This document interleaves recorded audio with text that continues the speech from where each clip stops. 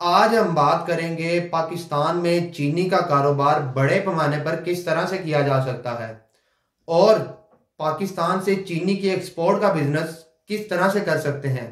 हमारे साथ है अली अकबर साहब। अस्सलाम वालेकुम सर, क्या हाल है? वालेकुम अस्सलाम कलीमुल्लाह। मैं ठीक हूँ, आपका क्या हाल है? अल्हम्दुलिल्लाह सर, मैं भी ठीक हूँ। सर आप हमें बताएं कि अगर कोई हमारा पाकिस्तानी भाई पाकिस्तान में चीनी का बिजनेस करना चाहता है तो इसका जी तरीकाकार क्या है? जी कलीमुल्लाह, आज का टॉपिक बहुत अच्छा है। बहुत शुक्रिया सर।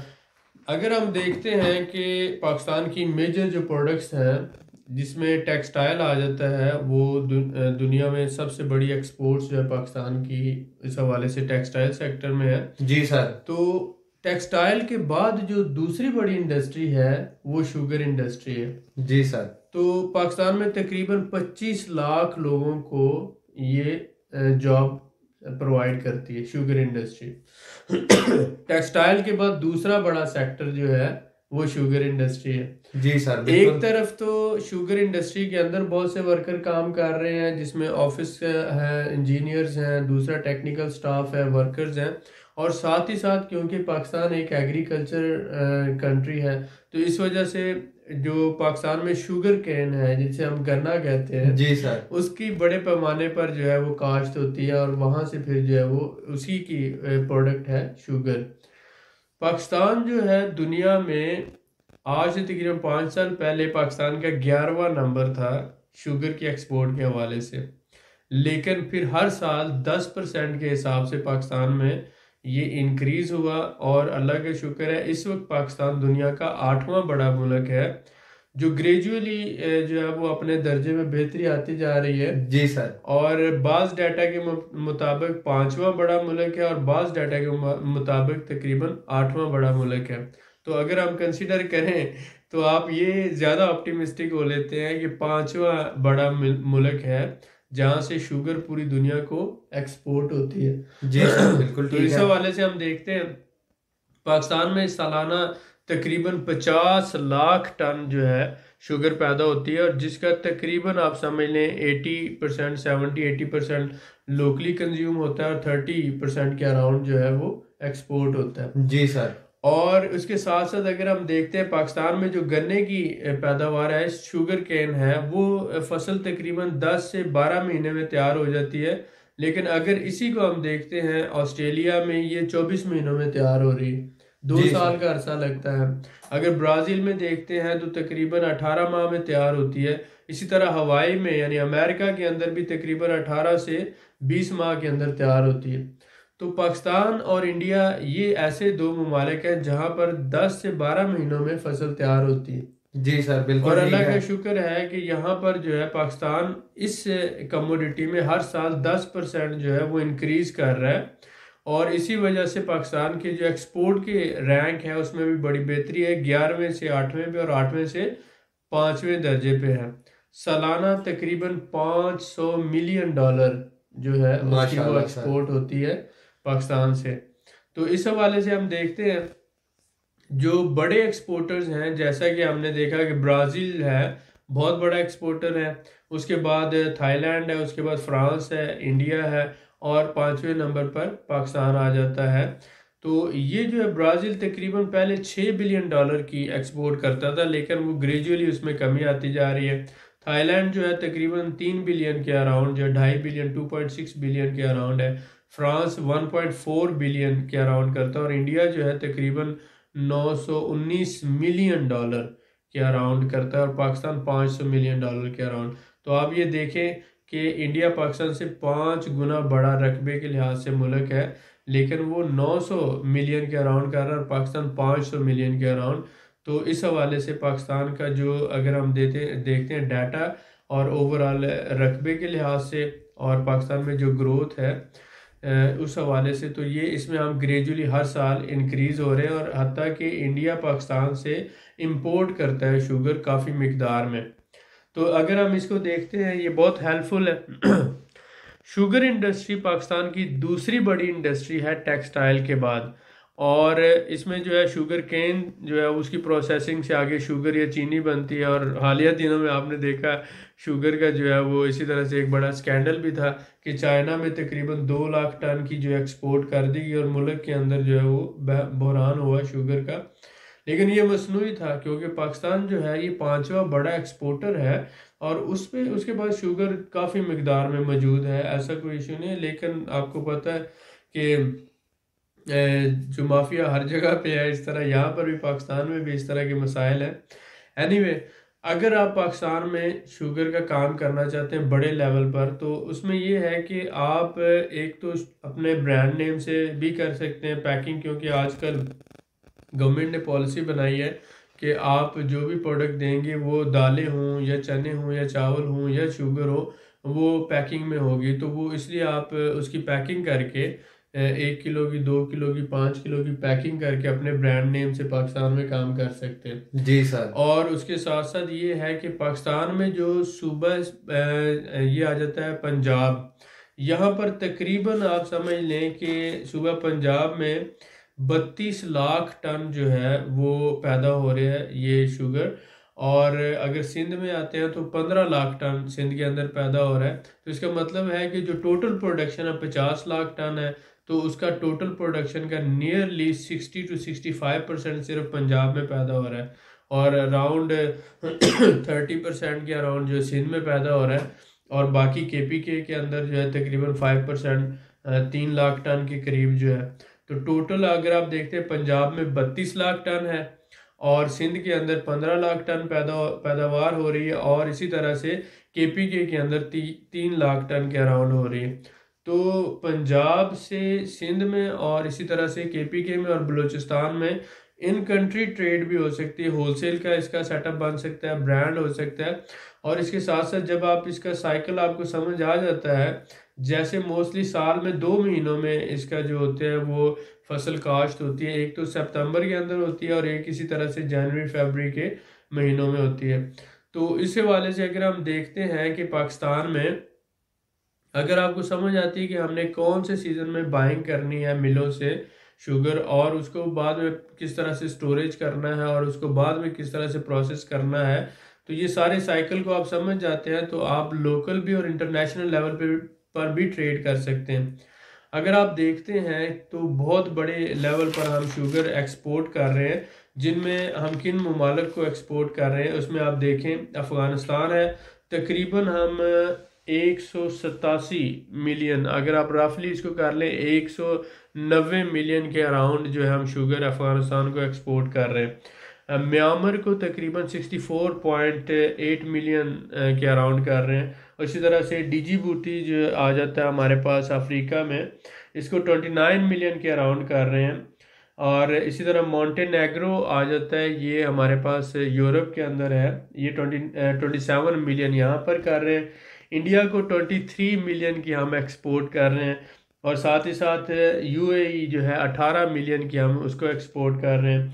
और इसी तरह सऊदी अरेबिया को 15 मिलियन की हम एक्सपोर्ट कर रहे हैं, सोमालिया को 11 मिलियन की और ताजिकिस्तान को 6 मिलियन की, उज़्बेकिस्तान को भी तकरीबन 6 मिलियन की और श्रीलंका जो है उसको 5 मिलियन की हम कर रहे हैं। तंजानिया जो है 3 मिलियन की और यमन को 2.9 और चाइना को 2.5 मिलियन की और साथ ही साथ कतर को 2.25। तो अगर आप देखते हैं अफ़गानिस्तान है, म्यांमार है, मोंटेनेग्रो है, इंडिया है, यूएई है, सऊदी अरेबिया है, सोमालिया है, उज़्बेकिस्तान है, ताजिकिस्तान है और उसके साथ साथ आप कतर और चाइना को भी ले लें, श्रीलंका है। तो ये सारे ममालिक को हम तकरीबन ये 15 से 20 के करीब ममालिक हैं जिनको पाकिस्तान बड़े पैमाने पे शुगर एक्सपोर्ट करता है। तो आप समझ सकते हैं इनमें बहुत इजी एक्सेस है। अगर हम देखते हैं कि उज़्बेकिस्तान है या ताजिकिस्तान है, यहाँ पर जो है बड़े आसानी से काम हो सकता है। और साथ ही साथ श्रीलंका है, कतर है और ये जो डिफरेंट ममालिक हैं इनमें टर्की में भी बड़े अच्छे पैमाने पे काम हो सकता है शुगर का। तो नई मार्केट में टर्की है, रशिया है, यूक्रेन है, आज़रबाईजान है, इन ममालिक में हम काम कर सकते हैं जो दुनिया के बड़े एक्सपोर्टर ममालिक हैं। तो ये बात याद रखें कि दुनिया में जो ये बहुत कम ममालिक हैं, तकरीबन 10 से 12 ममालिक हैं जो शुगर को एक्सपोर्ट कर रहे हैं, और जिनमें पाकिस्तान का 5वां नंबर है। एक्सपोर्टर्स में आपको बता देता हूँ कि ब्राज़ील जो है ये नंबर 1 है, और उसके बाद इंडिया, और उसके बाद क्यूबा और चाइना, और उसके बाद पाकिस्तान का 5वां नंबर है। और इसके बाद मैक्सिको आ जाता है, थाईलैंड है, फिलिपाइन है, कोलंबिया है और अमेरिका। तो Brazil, India, Cuba, China, Pakistan, Mexico, Thailand, और इसी तरह फिलिपाइन आ गया, और कोलंबिया है और अमेरिका है। पाकिस्तान में पंजाब का जो इलाका है, यहाँ पर जो है नियरली 65% जो टोटल पाकिस्तान की प्रोडक्शन है वो पैदा होती है। और पंजाब के बाद सिंध है, और सिंध के बाद KPK का आ जाता है। सिंध में तकरीबन 30% जो है वो काश्त होती है। इसके 2 सीज़न हैं, एक तो इसमें फाल आ जाता है, और एक ही से जो जिसमें मिड सितंबर से शुरू होकर ये मिड अक्टूबर तक जाता है, और दूसरा स्प्रिंग सीज़न आ जाता है। ठीक है, और इस तरह से हम आगे चलते जाते हैं। तो इसमें नियरली जैसे मैंने बताया आपको, राउंड अबाउट पाकिस्तान में जो टोटल प्रोडक्शन है 50 लाख टन सालाना जो है वो पैदा होती है, जिसका 30 to 40% एक्सपोर्ट हो जाता है, और बाकी सारा लोकली कंज्यूम होता है। और पाकिस्तान जो है, पाकिस्तान में टेक्सटाइल के बाद शुगर इंडस्ट्री दूसरा बड़ा सेक्टर है, जो एम्प्लॉयमेंट भी लोगों को प्रोवाइड करती है, और साथ ही साथ मुल्क को एक बहुत बड़ा ज़र मुबादला कमा कर भी देती है। जी सर, बिल्कुल ठीक है सर, बहुत शुक्रिया सर आपका, बड़ी डिटेल से आपने बताया। सर मैं आपसे पूछना चाहूँगा कि पाकिस्तान में चीनी की कौन कौन सी किस्में पाई जाती हैं, और चीनी के जो शुगर मिल्स हैं वो किन इलाकों में हैं?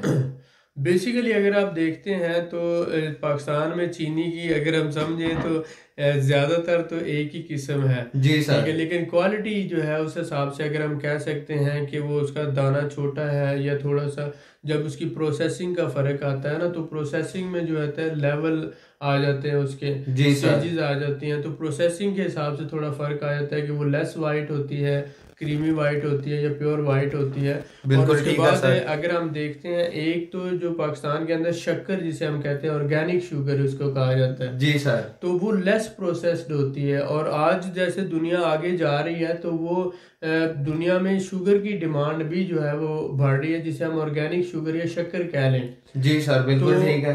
पाकिस्तान में भी ऑर्गेनिक शुगर की तरफ या शक्कर की तरफ लोग आ रहे हैं, क्योंकि वो बहुत ज़्यादा हेल्दी है एज कम्पेयर टू ये वाइट शुगर के। जी सर, बिल्कुल ऐसा ही। तो अगर हम इसको देखते हैं तो आप 2 इसकी किस्में मेन कर लें, एक तो देसी शुगर कह लें जिसको हम ऑर्गेनिक शुगर कहेंगे। जी सर, और एक नॉर्मल जो है प्रोसेस्ड है, जो है केमिकली प्रोसेस शुगर है, जो वाइट शुगर वाइट शुगर होती है सर। तो मोस्टली पाकिस्तान से जो है ना ये वाइट शुगर एक्सपोर्ट होती है, और इसकी पैकिंग अराउंड 2 kg के अराउंड, और उसके साथ साथ फर्दर डिपेंड करता है 5 kg 2 kg, या जो है आपका कस्टमर जितनी, लेकिन मोस्टली 2 kg की डिमांड आती है। जी सर, बिल्कुल ठीक है। शुगर के क्यूब्स होते हैं छोटे से, तो वो क्यूब्स की फॉर्म में भी एक्सपोर्ट होती है पाकिस्तान से। जी सर, बिल्कुल ठीक है, बहुत शुक्रिया। सर मैं आपसे जानना चाहूँगा कि चीनी के इस्तेमालात और इसकी खरीदारी कब करनी चाहिए, कौन सा महीना साल में बेहतर है? देखें, चीनी जो है जैसे मैंने बताया कि ये साल में 2 दफ़ा गन्ने की काश्त होती है। जी सर। लेकिन जो शुगर कैन है ये इसी तरह से हर 6 महीनों के बाद मार्केट में आता है। जी सर। ठीक है, तो इसमें ये जो है आप समझ लें कि अगस्त और सितंबर के महीना जो है ये बहुत अहम होते हैं इसकी बाइंग के लिए। जी सर, बिल्कुल ठीक है। और इसमें जो है वो पुरानी शुगर का सारा उन्होंने निकालना होता है, और नई जो है वो सारी उन्होंने स्टोरेज करनी होती है, प्रोसेस करनी होती है। जी सर, बिल्कुल तो इसलिए अगस्त सितंबर के महीनों में अगर बाइंग की जाए तो ज़्यादा अच्छा है। और इसके साथ साथ इस्तेमालात की आपने बात की, तो इस्तेमालात में तो एक बहुत लंबी लिस्ट है, जिसमें अगर हम देखते हैं कि आप ये समझें कि जितनी भी कन्फेक्शनरी इंडस्ट्री है, मतलब जो गोलियां टॉफ़ियों वाली इंडस्ट्री है, उस सारी में जो है शुगर यूज़ होती है। ऐसा ही है। उसके अलावा जूसेस हैं, जैम्स हैं, जो बेकरी इंडस्ट्री है, हर जगह पे यूज़ होती है शुगर। और उसके साथ साथ अगर आप देखते हैं ये मिठाइयाँ जितनी भी पाकिस्तान में बनती हैं, जी सर, सारी उसमें शुगर का यूज़ होता है। और इसके साथ अगर आप देखते हैं फूड एंड बेवरेज, मसलन आप कोका कोला ले लें, आप पेप्सी ले लें, उसमें भी वो जितना भी फूड और बेवरेज इंडस्ट्री है वो शुगर का यूज़ करती है।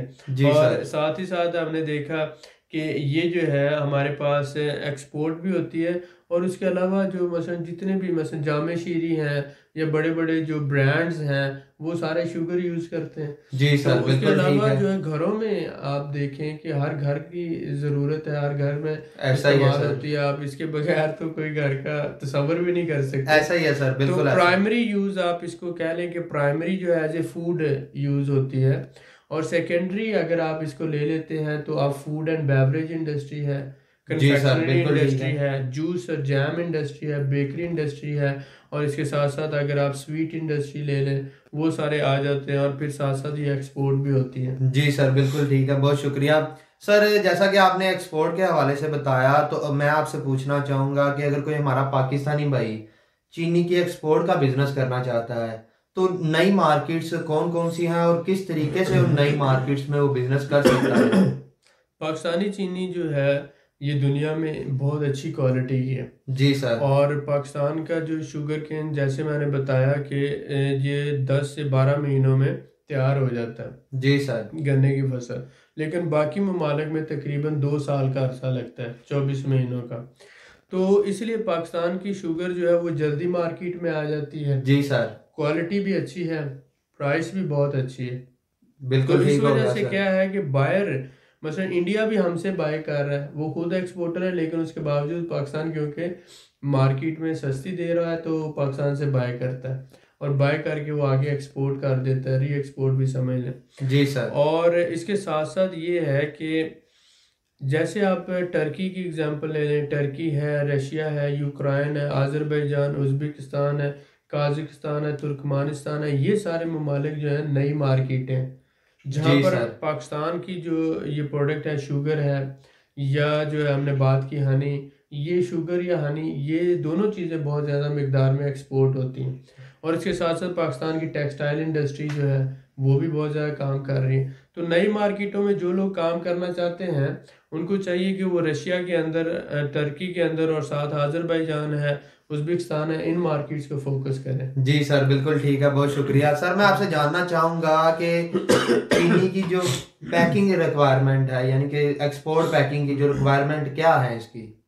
आप देखें कि मोस्टली हर जो क्लाइंट होता है उसकी अपनी रिक्वायरमेंट होती है। जी सर ऐसा ही। वो मोस्टली पाकिस्तान से बड़े बैग्स में 40 kg के बैग्स में लेते हैं, और उसके बाद वो अपनी लोकल जो ब्रांडेड पैकिंग है वो करके सेल करते हैं। जी सर। तो ज़्यादातर तो ये होता है, लेकिन उसके साथ साथ जो अपने ब्रांड्स के साथ काम कर रहे हैं वो 2 kg की पैकिंग है, तो 2 kg, 5 kg और 40 kg की पैकिंग जो है मोस्टली चलती है। जी सर बिल्कुल तो ठीक है, इसमें बहुत शुक्रिया सर। सर मैं आपसे जानना चाहूँगा कि ये जो एक्सपोर्ट बिजनेस में क्वालिटी मेंटेन करना क्यों ज़रूरी है?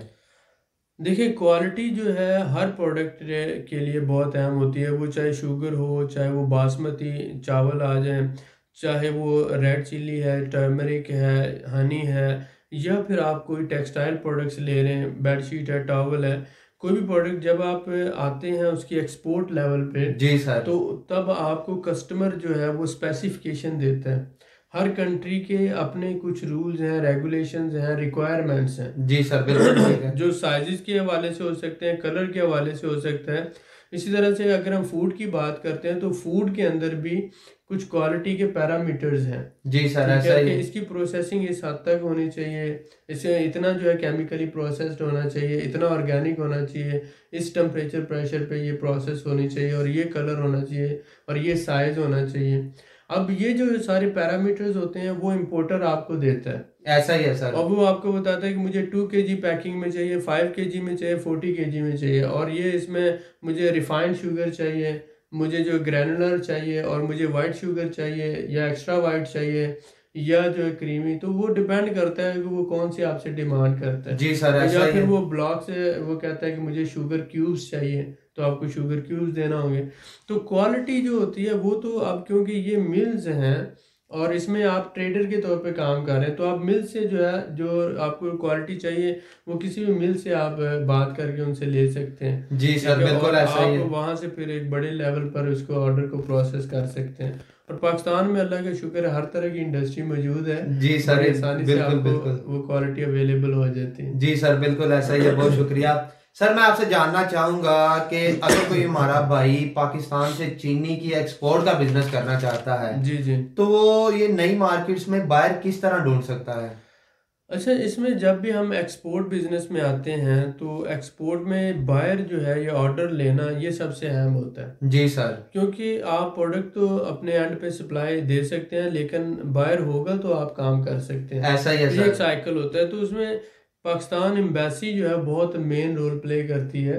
अगर आप हर एम्बेसी के अंदर एक कमर्शियल काउंसलर होता है, जी आप सर। उससे रब्ता करें, वो आपको जो इन्फॉर्मेशन देता है कि इस कंट्री में ये होलसेलर है और ये जो है वो ट्रेडर्स बैठे हुए हैं, इंपोर्टर्स बैठे हुए हैं, तो वो आपको कॉन्टैक्ट लिस्ट देता है। बिल्कुल सर ऐसा ही है। इसके साथ साथ आप जो पाकिस्तान के अंदर लाहौर चैम्बर ऑफ कॉमर्स है, कराची चैम्बर ऑफ कॉमर्स है, फेडरल चैम्बर ऑफ कॉमर्स है, और इसके साथ साथ शुगर मैन्युफैक्चरिंग एसोसिएशन मौजूद है। जी सर। तो ये हमारे पास जो शुगर मिल एसोसिएशन, ज़्यादा बेटर अगर आप कहें, शुगर मिल्स एसोसिएशन जो है वो पाकिस्तान की, तो एक तो उस एंड से भी आपको मिल सकती है इंफॉर्मेशन, चैम्बर से भी मिल सकती है, और साथ ही साथ आप चैम्बर का जो रिसर्च डिपार्टमेंट है उनसे रब्ता करते हैं। जी सर बिल्कुल ठीक आप है। बताते हैं कि मैं टर्की में शुगर एक्सपोर्ट करना चाहता हूँ, रशिया में करना चाहता हूँ, तो वो आपको वहाँ के जो मेन इम्पोर्टर्स हैं और ट्रेडर्स हैं उनके नंबर्स देंगे। जी सर बिल्कुल ठीक उसके है। अलावा हम जैसे थर्ड पार्टी कंपनी, हमारा विनेज बाइंग हाउस के नाम से इंपोर्ट एक्सपोर्ट कंपनी है, जी सर। तो हम भी ये सर्विसेज प्रोवाइड करते हैं कि अगर कोई बंदा हमारे साथ मिलके काम करना चाहे तो सेल बेसिस पे हम उसके साथ काम करते हैं। जी सर। या अगर वो ऑर्डर ले लेता है तो हम ऑर्डर प्रोसेस करवाने में, यानी प्री शिपमेंट इंस्पेक्शन होती है,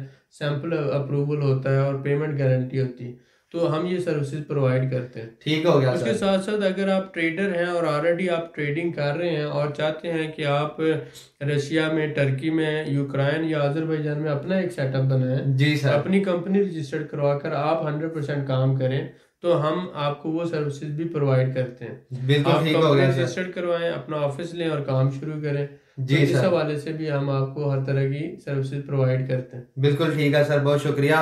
सर मैं आपसे जानना चाहूंगा कि अगर कोई हमारा भाई बड़े लेवल पर चीनी की एक्सपोर्ट का बिजनेस करना चाहता है तो कैपिटल उसके पास कम हो, जी तो जी। किस तरह से बैंक से रनिंग फाइनेंस लेकर सीजनल बाइंग कर सकता है?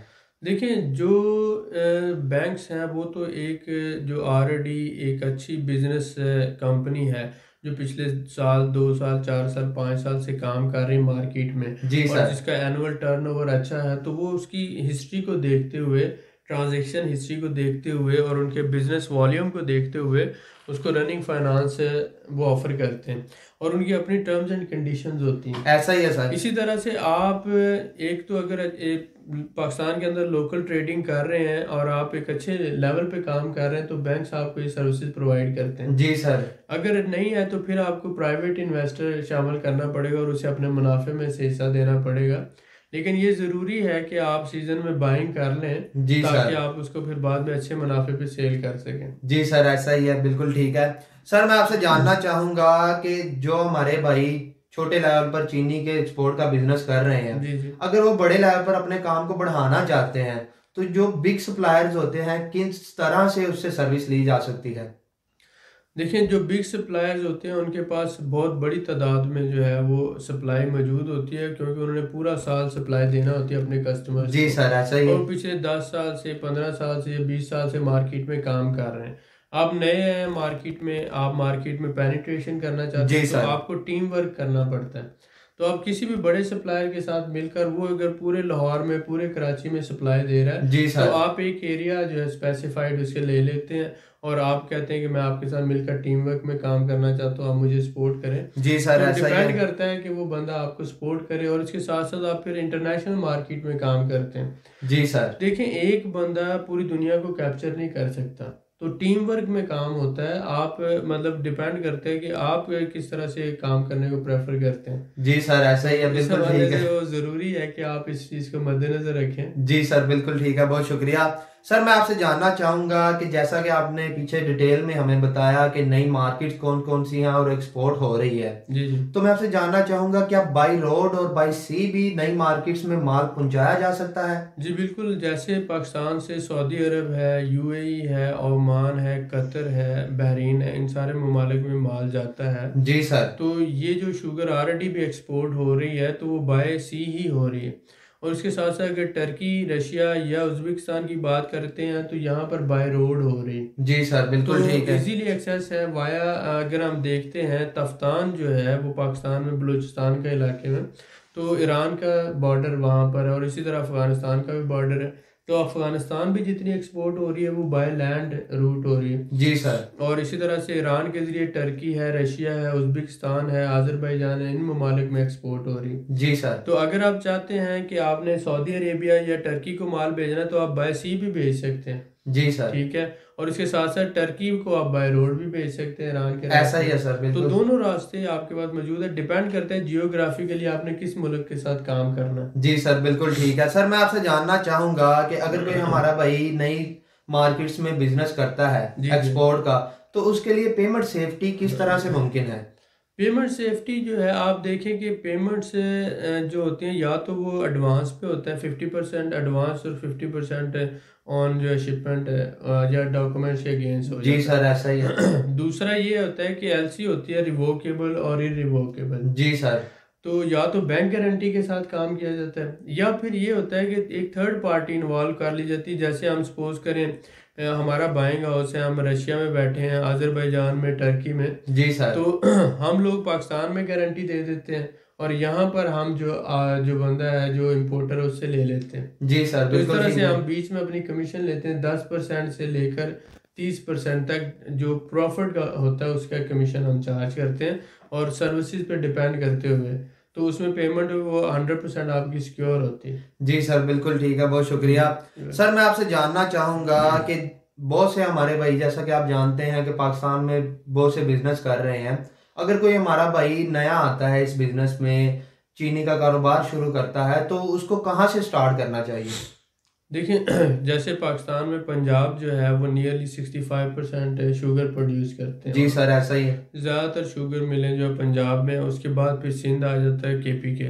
तो पंजाब में है तो पंजाब से शुरू करें, सिंध में है तो सिंध से शुरू करें, केपी के में है तो वहाँ से शुरू करें। जी सर। आप अपने एरिया में सबसे पहले शुरू करें एक छोटे लेवल पर। जी सर ऐसा और ही है। आप जो है 2 लाख 4 लाख 5 लाख का माल लेकर उसका फिर आगे आप होलसेल लेकर उसकी रिटेल करें। जी ठीक सर। है। एक तो ये है। दूसरा ये है कि आप छोटे लेवल पर एक्सपोर्ट शुरू कर देते हैं। जैसे कि आप देख रहे हैं कि यूएई में माल जा रहा है, उज़्बेकिस्तान में भी जा रहा है, तुर्कमानिस्तान में जा रहा है और इसके साथ साथ तकरीबन 20 से 25 ममालिक हैं। जी सर। और चीनी एक्सपोर्ट करने वाले बहुत कम ममालिक हैं। ऐसा ही है तो सर बिल्कुल इसलिए ठीक है। आप शुरू कर सकते हैं एक छोटे ऑर्डर से और फिर आहिस्ता आहिस्ता इसको बढ़ाते जाएं। बिल्कुल ठीक है, बहुत शुक्रिया सर। सर मैं आपसे जानना चाहूँगा कि जैसा कि आपने अपने बाइंग हाउस के बारे में बताया, आपकी कंपनी ये सर्विसेज दे रही है, अगर कोई हमारा भाई आउट ऑफ कंट्री किसी कंट्री में नई मार्केट्स के हवाले से जी अपना बाइंग हाउस बनाना चाहता है, तो क्या आपकी कंपनी कोई सर्विसेज प्रोवाइड करती है? जी डेफिनेटली। अगर कोई भी बंदा अपना बिजनेस बनाना चाहता है, अपना सेटअप करना चाहता है, तो हमारे पास लॉयर भी मौजूद हैं। हम उनको कंपनी रजिस्टर्ड करवा के देते हैं, जनरल ट्रेडिंग लाइसेंस लेके देते हैं और साथ जबरदस्त साथ सर। वेयर हाउस है, ऑफिस है, स्टाफ हायर करना है और उसको यानी ये सारी सर्विसेज A to Z हम सर्विसेज प्रोवाइड करते हैं। जी सर बिल्कुल ठीक है। आप हमारे पास आते हैं, हमारे पास लॉयर मौजूद हैं, टैक्स कंसल्टेंट मौजूद हैं, यानी पूरी एक टीम मौजूद है। जी तो सर। कंपनी रजिस्टर्ड करवा के, जनरल ट्रेडिंग लाइसेंस लेके, ऑफिस लेके, स्टाफ हायर करके, आपका वेयर हाउस लेके हम आपको एक बिजनेस पूरा रन करने में A to Z सारी सर्विसेज प्रोवाइड करते हैं। बिल्कुल ठीक है हम सर। क्योंकि 10-12 साल से मार्केट में बैठे हुए हैं और हमारे जितने भी पार्टनर हैं वो सारे लोकल हैं। जी सर। मतलब रशिया में रशियन लोग हैं, टर्की में टर्किश लोग हैं, यूक्रेन में यूक्राइनी हैं और आज़रबाईजान में आज़रबाईजानी। जी सर तो बिल्कुल ठीक है। हम पाकिस्तानी हैं लेकिन हमारे जो पार्टनर हैं वो लोकल लोग हैं। तो आपको ये फ़ायदा हमारे साथ डील करने का होगा कि आपको लैंग्वेज बैरियर नहीं होगा जी सर। और दूसरा आपको लोकल लोगों के साथ आप पार्टनरशिप कर रहे हैं बहुत से लोग डरते हैं कि पाकिस्तानी लोग पाकिस्तानियों को नुकसान पहुंचाते हैं ज़्यादातर, जी सर, तो ऐसा ही है। इसलिए जो है वो अवॉइड करते हैं। तो हम इसलिए अपने जो दोस्त हैं या हमारे क्लाइंट हैं उनको बताते हैं कि 18 साल से हम लाहौर चैम्बर ऑफ कॉमर्स के मेंबर हैं और तकरीबन 18 साल से ही होलसेल और ट्रेड बिजनेस में हैं। तो बिजनेस नाम ही इसी चीज़ का है कि विन विन सिचुएशन होती है। जो एक्सपोर्टर होता है वो इंपोर्टर को फ़ायदा देता है, इंपोर्टर होलसेलर को देता है और होलसेलर रिटेलर को फ़ायदा देता है, तो ये पूरी चेन काम करती है। तो इसी हवाले से हम ये बात करते हैं कि हम भी बिजनेसमैन हैं। अगर आप हमारे साथ काम करते हैं तो आपका भी फ़ायदा है, हमारा भी फ़ायदा है और दोनों के लिए विन विन सिचुएशन होनी चाहिए। तो इंशाल्लाह ताला पाकिस्तान में आपको जिस तरह की गारंटी चाहिए होगी हम आपको देंगे। अगर आप पार्टनरशिप पे काम करना चाहते हैं तो हम सेल बेसिस पे माल आपका सेल पूरा नेटवर्क हमारा है, वेयर हाउस है, जनरल ट्रेडिंग लाइसेंस है, रिटेल के हवाले से हमारे क्लाइंट्स मौजूद हैं, पूरा जो सेल का नेटवर्क हमारे पास मौजूद है। सेल्स हमारी होंगी, माल उनका होगा, जी तो सर। 50-50। दूसरा ये कि अगर आप खुद अपना कोई सेटअप बनाना चाहते हैं तो हम आपको सारी सर्विसेज प्रोवाइड करते हैं। बिल्कुल ठीक है सर, बहुत शुक्रिया सर। मैं आपसे जानना चाहूंगा कि जैसा कि आपने नई मार्केट्स के हवाले से बताया कि आप सर्विसेज देते हैं, जी जी लोकल बंदों के साथ अट्रैक्शन हो जाती है बंदों की। तो जैसे आप जानते ही हैं कि हमारे बहुत से भाई सऊदीया में, दुबई में भी बिजनेस कर रहे हैं, जी तो जी वहां पे एक सिस्टम है कफील सिस्टम, जी कि कफील के अंडर रह के आपने काम करना होता है। जी जी। तो क्या इन नई मार्केट्स में ऐसा कोई सिस्टम है? नहीं, यहाँ पर सबसे ज़्यादा फ़ायदा ये है कि अगर कोई भी बंदा कंपनी रजिस्टर्ड करवाता है जी सर।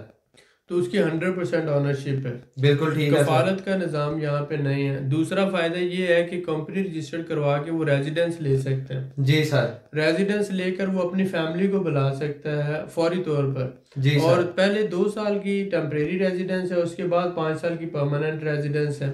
7 साल बाद उसको पासपोर्ट मिल जाता है, टर्की में भी, आज़रबाईजान में भी। बिल्कुल और ठीक हो रशिया गया में तो सर। 5 साल बाद पासपोर्ट मिल जाता है, 3 से 5 साल का अरसा लगता है। जी सर। तो यहाँ पर वो सऊदी अरब और दुबई दुबई जैसा वो कफालत का निज़ाम नहीं है, स्पॉन्सरशिप जो है वो नहीं है। जी यहाँ पर सर। आप अपने बिजनेस के ऑनर खुद होते हैं, आपको किसी तरह की कोई इनसिक्योरिटी नहीं होती। जी सर। वहां पर तो ये है कि आप चाहे 20 साल रहते हैं आपको वहाँ नेशनलिटी नहीं मिलती, जी सर, आप ऐसा अपने ही है। बच्चों को नहीं ला सकते, आपके अपने बिजनेस के हवाले से इनसिक्योर रहते हैं, आपको ये नहीं पता कि कब चाहे आपका कफील आपको निकाल दे वहां से। जी सर, तो ऐसा इस ही है। हवाले से ये इनसिक्योरिटीज होती हैं। लेकिन आज़रबाईजान में ऐसा कुछ नहीं है, या रशिया में ऐसा नहीं है, टर्की में ऐसा नहीं है।